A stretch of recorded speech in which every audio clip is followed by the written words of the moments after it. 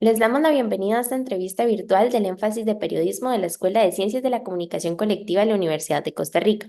Somos Daniela Sobrado y Pilar Arroba, estudiantes del curso Introducción al Periodismo 2024, y hoy conversaremos con la periodista Michelle Soto Méndez, especializada en cobertura de temas científicos y ambientales, y es directora de Ojo al Clima. Con su autorización, esta actividad está siendo grabada para eventualmente ser compartida en plataformas estudiantiles. Michelle Soto Méndez obtuvo su licenciatura en periodismo en nuestra escuela en 2013. Escribió en la semanaria Universidad, las revistas Perfil, Su Casa y Soho. Y desde 2007 al 2017 trabajó en Grupo Nación como parte del equipo fundador de Aldea Global, una sección dedicada a cobertura de temas científicos. Como periodista independiente ha sido corresponsal de Mongabay, Latinoamérica, y ha escrito para Vice Español, Consejo de Redacción y Periodistas por el Planeta y Latin Clima. Ha entrevistado a figuras de renombre como Goodall, Silvia Earle, Alexandra Cousteau, Figueres, Thomas Tucker y Jean Pascal Van y Purcell, entre otros. En 2016, en conjunto con Ojalá Ediciones, publicó su primer libro titulado Grandes Espectáculos Naturales, el cual hace un recorrido por los eventos biológicos como migraciones o agregaciones de especies que ocurren en Costa Rica a lo largo del año. Por su trabajo en capacitación y divulgación científica de sostenibilidad, ha obtenido reconocimiento internacional y local como el Premio Nacional de Periodismo de Ciencia, Tecnología e Innovación en 2018. Actualmente es coordinadora del programa de Periodistas por el Planeta y editora de Ojo al Clima, y ha informado desde cumbres climáticas y conferencias mundiales sobre crisis ambientales. Para Nada la más hacer una aclaración.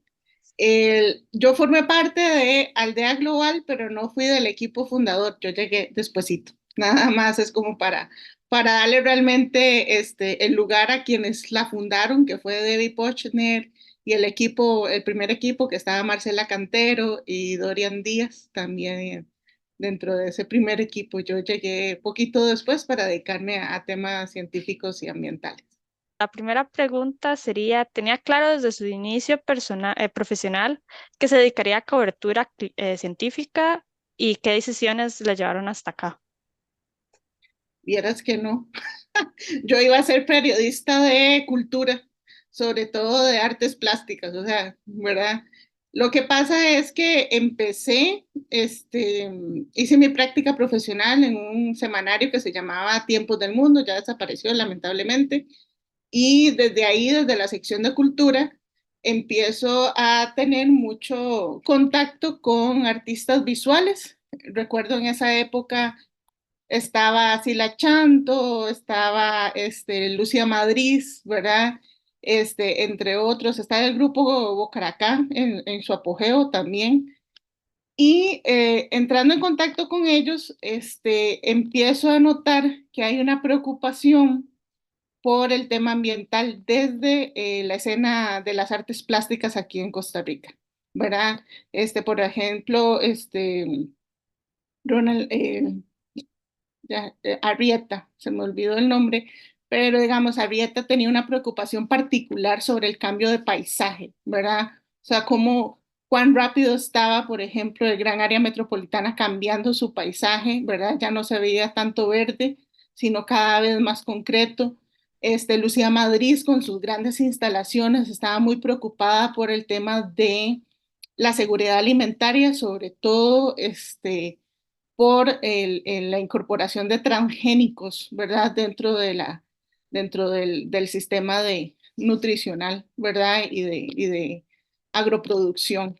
Entonces, el, dentro de esto, ¿verdad? Se me hace muy importante, digamos, para poder poner en contexto la obra de estos artistas, conocer las razones detrás y sin querer, queriendo, por decirlo de alguna forma, empiezo a involucrarme, o sea, empiezo a investigar de dónde es que viene todo el asunto de los transgénicos, de dónde viene el cambio de paisaje, y empiezo a conectar con mis propias preocupaciones. Yo crecí en un Tibás, digamos, ya urbanizado, versus mi padre, ¿verdad? Que conoció un Tibás lleno de cafetales, ¿verdad? Yo aprendí a nadar en una piscina, él aprendió en las pozas del río Virilla, imagínense, cuando se podía nadar en el río Virilla.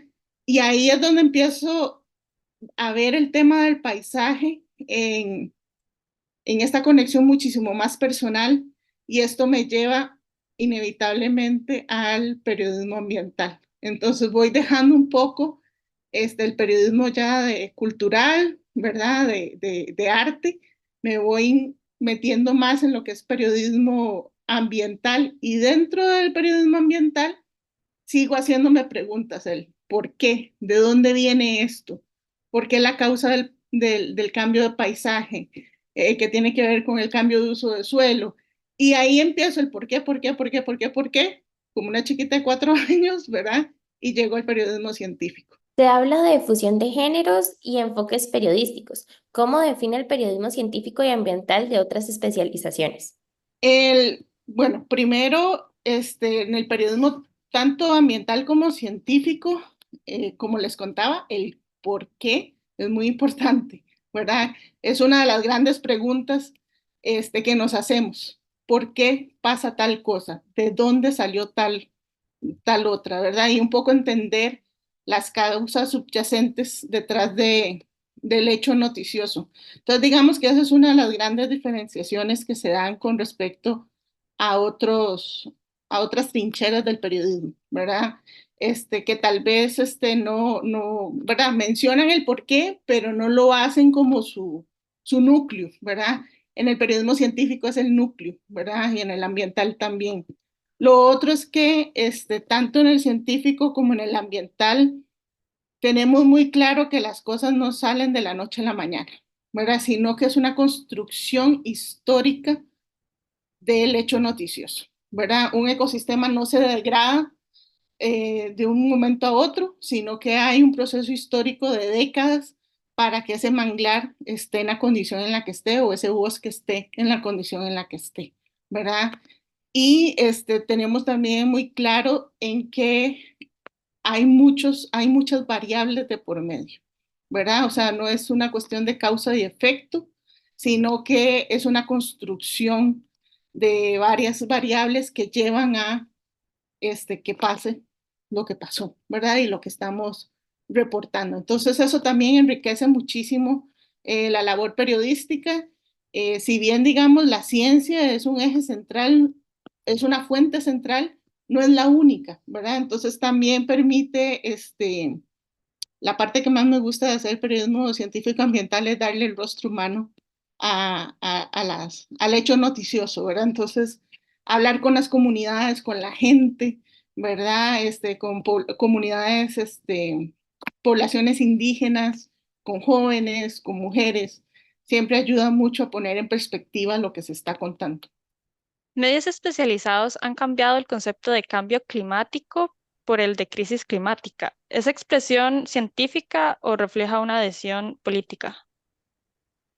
Cambio climático es el término técnico, ¿verdad? Crisis climática, ahí le estás metiendo una variable más, que es el componente sociopolítico, ¿verdad? Y socioeconómico. Entonces, dependiendo de lo que estés contando, se usa uno u otro, ¿verdad? Una vez estaba hablando con una periodista argentina que ella me decía que crisis climática no le dice nada porque en Argentina ellos viven en una crisis perpetua, era lo que ella decía, ¿verdad? Entonces que una crisis más, una crisis menos, ¿verdad? No le atañe, que ella más bien ahora está usando emergencia climática, ¿verdad? Porque entonces le da un poco de premura, de urgencia, ¿verdad? A la situación. Pero como ves, es una construcción más política, ¿verdad? Del término, mientras que cambio climático es una construcción técnica, ¿verdad? O sea, es el, eh, basado, ¿verdad? En una serie de evidencia, entonces hay un cambio climático, ¿verdad? Pero esa es como la gran diferenciación entre uno u otro término. ¿Recuerda algún gran enfrentamiento público con negacionistas? ¿Cómo mantener la equidistancia y el balance informativo al informar sobre un tema que incluye negacionistas y cómo informar sin caer en el alarmismo o sensacionalismo? Es una gran pregunta. Digamos que entrar en confrontamiento con un negacionista es perder el tiempo, ¿verdad? Porque ya esa es una persona que está completamente convencida, ¿verdad? Entonces, de que el cambio climático no existe. Sin embargo, ha sido muy interesante en los últimos años, te puedo decir que en los últimos 10 años ha habido un cambio del negacionismo, o sea, imagínense que ni siquiera las petroleras niegan el cambio climático, ¿verdad? O sea, ya hay un cambio de narrativa, ¿verdad? Y ahora lo que hay un cambio de narrativa, por un lado, en que, digamos, algunos hablan de que el cambio climático no es que no existe, pero es algo natural. Entonces, por ahí va uno, ¿verdad? Que de hecho dicen que lo causa el sol y todo el asunto, ¿verdad? Por ahí va una narrativa en este sentido. Hay otros que más bien buscan una narrativa pesimista, ¿verdad? Entonces este, ¿para qué hacer algo? Sí, ya todo está perdido, ¿verdad? Y esas son narrativas súper peligrosas porque llevan a la inacción, ¿verdad? Y hay una responsabilidad también con las generaciones futuras, ¿verdad? O sea, le estamos hipotecando su vida, ¿verdad? O sea, en ese sentido. Entonces, digamos que ha sido muy interesante ver los cambios de narrativa. Ojalá si uno pudiera hacer el histórico desde 1975, cuando los científicos empiezan a hablar esto más en escenarios políticos, no solo de ciencia, sino a nivel ya político. Visitan el Senado de Estados Unidos, por ejemplo, a finales de los años 80, los científicos de NASA hacen un gran discurso, digamos, para decir, el cambio climático es real, aquí está, ¿verdad? Y ahí es donde tienen los grandes negacionistas, dicen, no, eso no es posible, etcétera, etcétera. Y ya se va recorriendo, digamos, las narrativas en los 90, en los 2000, ¿verdad? Y a partir del 2010, por ahí empiezan ya la evidencia está contundente, ¿verdad? Que entonces dijo, como esta batalla está perdida, ¿verdad? Entonces cambiémosle un poco la forma, ¿verdad? De hecho, Michael Mann, que es uno de los grandes voceros de la comunidad científica, él dice, el cambio climático es científicamente está científicamente tan argumentado en evidencia como la misma ley de la gravedad, ¿verdad? Entonces, en esos términos. O sea, cada vez que el IPCC hace sus ciclos de evaluación, ellos usan un porcentaje de certeza, ¿verdad?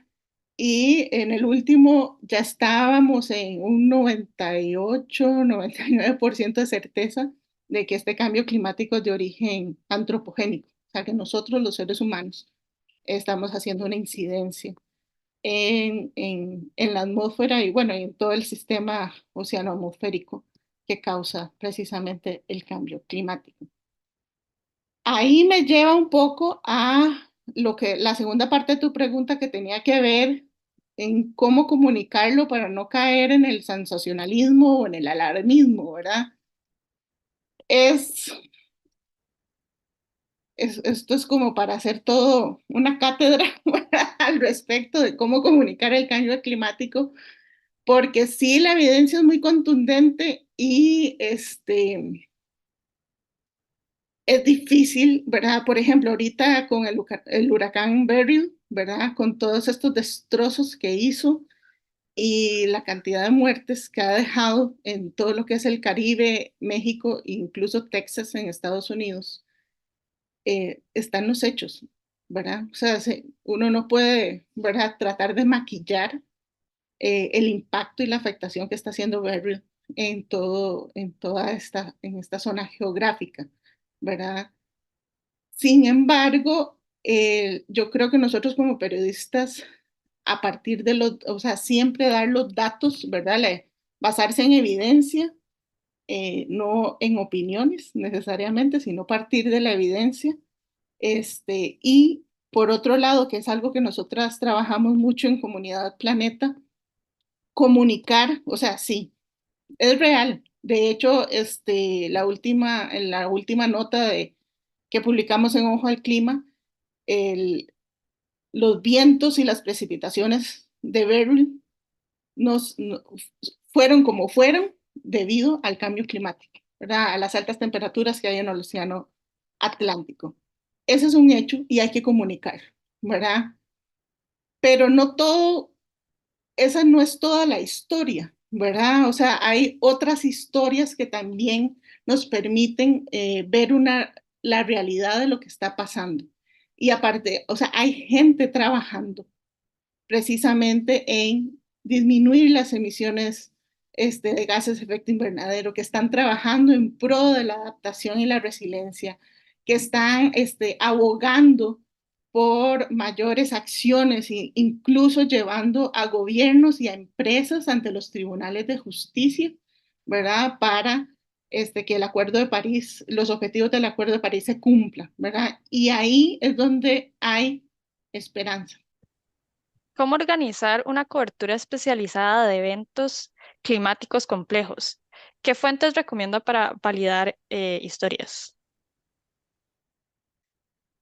Bueno, yo le digo a los estudiantes que están conmigo en Ojo al Clima, usted puede trabajar en cambio climático independientemente en la sección del periódico, por ejemplo, en la que trabaje, ¿verdad? Se puede hacer muy buen periodismo climático desde la sección de deportes y yo creo que la Copa América, ¿verdad? Ha sido un gran ejemplo, ¿verdad? O sea, cuando un árbitro se desmaya por un golpe de calor, ¿verdad?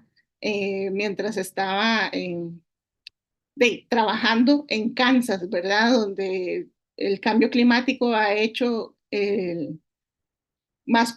35 veces más probable las olas de calor, tanto en Estados Unidos como México y en Centroamérica, ¿verdad? Entonces ahí ya podemos contar una historia, ¿verdad?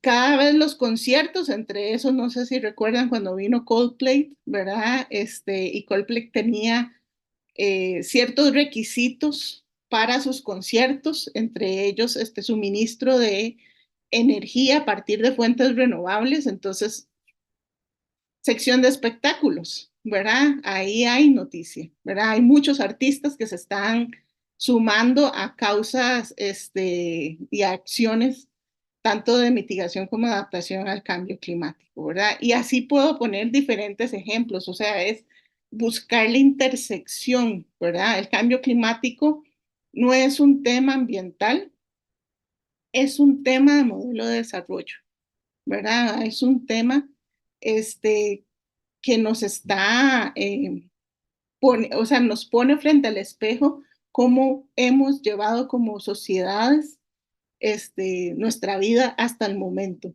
Y ahí es donde vienen las intersecciones, ¿verdad? Con salud, con política, con economía, ¿verdad?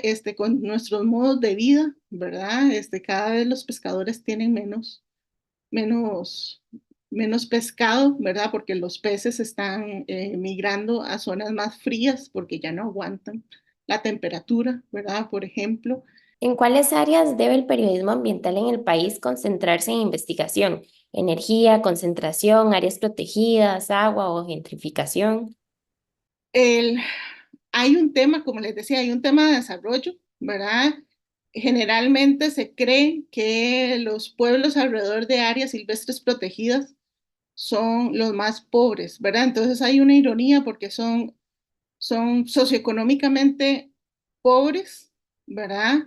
Pero biodiversamente riquísimos, ¿verdad? Y ahí es donde donde están nuestras mejores defensas para la adaptación al cambio climático, ¿verdad? Recuerdo hace muchos años cuando pasó lo del huracán Otto, el Otto cruzó del Caribe al Pacífico, ¿verdad? Y ahí tuvimos tres grandes campeones, bueno, cuatro grandes campeones, ¿verdad? Que es el humedal Caño Negro, que ya por ser un humedal, uno de sus servicios es la regulación hídrica, ¿verdad? Tuvimos a Tortuguero, ¿verdad? Que sus árboles, ¿verdad? Esas montañas arboladas sostuvieron, o sea, le hicieron frente a los vientos, ¿verdad? Lo mismo pasó con Volcán Tenorio y Miravalles, ¿verdad? Esas dos grandes montañas, bueno, son volcanes, pero digamos que uno los ve como grandes montañas, ¿verdad? Aguantaron esos fuertes vientos y protegieron en parte a las comunidades, a otras comunidades, ¿verdad? Es lo mismo que Santa Rosa, ¿verdad? Que al final son grandes amortiguadores. Entonces, digamos que tenemos esas áreas de conservación, pero que nada hacemos si no llevamos una visión de país en que la gente empiece a ver los servicios que estas áreas de conservación le pueden dar a su propia vida. Entonces, si vos ves, todos los temas están relacionados unos con otros y ahí es importante el periodismo de investigación, precisamente para lograr conectar los puntos, ¿verdad? Y así poder tener una imagen más clara y más completa de lo que está pasando. La desinformación científica aprovecha las redes sociales. ¿Puede el periodismo científico ganarle la guerra allí?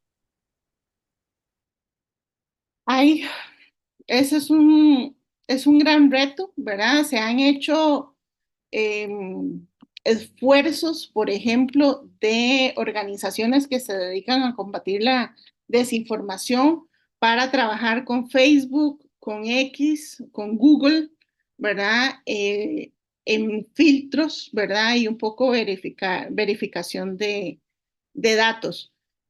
Hay compañías tecnológicas más matriculadas que otras, ¿verdad? Digamos, Google ha sido una de las empresas tecnológicas que más ha trabajado precisamente en combatir la desinformación en temas climáticos, sobre todo, ¿verdad? ¿Qué podemos hacer nosotros? Precisamente ocupar esos espacios también, ¿verdad? Si ahí está la gente, ahí estamos nosotros también. ¿Cómo cree que puede beneficiar el avance de la inteligencia artificial en el periodismo para la sostenibilidad? Vieres que acaba precisamente de subir una nota sobre la huella de carbono de la inteligencia artificial. Y bueno, es bastante, ¿verdad? Porque los centros de datos requieren mucha energía y la clave está de dónde viene esa energía, ¿verdad? Entonces, ahí hay una oportunidad de transición energética, ¿verdad? Precisamente para estas grandes compañías, como Google, Amazon y Microsoft, ¿verdad? Que son los tres líderes en inteligencia artificial, es que se plantean de dónde viene la electricidad que consumimos, ¿verdad? Y por el otro lado, la inteligencia artificial en sí ayuda mucho tanto a la ciencia por el procesamiento de información y de datos y por tanto a nosotros como periodistas nos permite tener, ¿verdad? Otras fuentes de información y otras historias que contar. Les cuento, por ejemplo, el IPCC, que es el panel intergubernamental de expertos de cambio climático, sus informes son de 350 páginas y muchas veces los liberan con un solo día de embargo. Entonces, imagínate uno como periodista procesar de 300 a 350 páginas en un día, ¿verdad? Entonces, digamos, ahí la inteligencia artificial se puede volver una herramienta de reporteo si uno sabe utilizarla bien y poderle dar las instrucciones adecuadas, ¿verdad? Pero entonces, como todo en la vida, todo depende, ¿verdad? Del uso que se le dé y el planteamiento que se hace. ¿Qué consejos da a quienes desean iniciarse en periodismo científico y ambiental? Capacitación, ¿verdad? O sea, las universidades en América Latina todavía no tienen una especialización, ¿verdad? Como sí la tienen universidades en Estados Unidos y en Europa, ¿verdad? Y es eso, estar consumiendo, haciendo, ¿verdad? Buscar la oportunidad de hacer pasantías, de hacer talleres, ¿verdad? Acercarse a medios de comunicación que tengan fuente científica, ¿verdad? Por ejemplo, en Ojo al Clima, si bien el núcleo de Ojo al Clima es cambio climático en general, y entonces a veces tenemos notas de arte o notas de deportes así, sí tenemos, digamos, noticia científica donde se puede trabajar, ¿verdad? Canal 15 también tiene espacios de ciencia, ¿verdad? Bueno, también consumir periodismo científico ayuda mucho, ¿verdad? Seguir a los periodistas científicos en redes sociales, o sea, que eso, ir haciendo, ¿verdad? No esperar que aparezca la oportunidad, ¿verdad? Sino uno trabajar en crear oportunidades. Muchas gracias, Michelle Soto Méndez, editora de Ojo al Clima, por compartirnos su visión sobre los retos de la industria, de la comunicación y del periodismo. Un gusto. Esta ha sido una entrevista del énfasis de periodismo de la Escuela de Ciencias de la Comunicación Colectiva de la Universidad de Costa Rica. Somos Daniela Sobrado y Pilar Arroba, estudiantes del curso Introducción al Periodismo 2024. Muchas gracias.